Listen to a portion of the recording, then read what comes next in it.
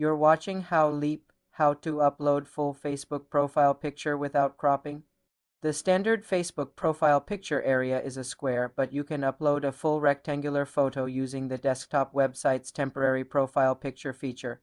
Open a web browser on your computer and go to www.facebook.com, logging into your account. Navigate to your profile by clicking your name, hover over your existing profile picture and click Update Profile Picture. From the menu, select Profile Picture and choose the full uncropped image you want from your computer.